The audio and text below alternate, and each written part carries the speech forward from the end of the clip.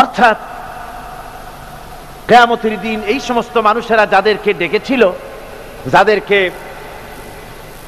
যাদেরকে এরা মাবুদ মনে করেছিল, যাদেরকে খোদা মনে করেছিল, যাদেরকে ডাকতো, যাদের ইবাদত করত, যাদের পূজা করত, তাদেরকেও একত্রিত করা হবে। যেমন ঈসা আলাইহিস সালামকে খ্রিস্টানেরা আল্লাহর পুত্র বলেছে।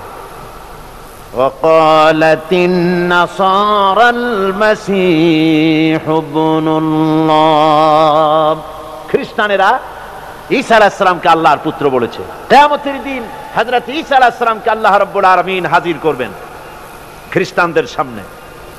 একথা কোরআনে কারিমে বর্ণনা করা হচ্ছে।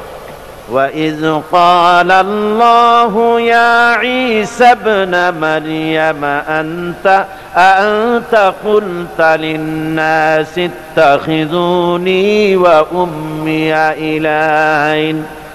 إِلَٰهَيْنِ مِن دُونِ اللَّهِ।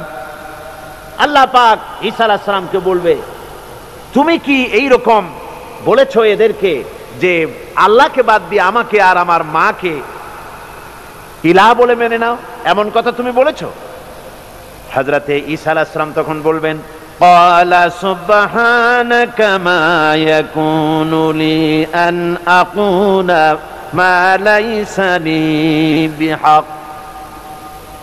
আয় আল্লাহ পাক, আপনার পবিত্রতা ঘোষণা করছি, আমি এমন কথা বলার কোনো হকই আমার নাই। আমি যদি এমন কথা বলে থাকি তাহলে নিশ্চয়ই তুমি তা জানো।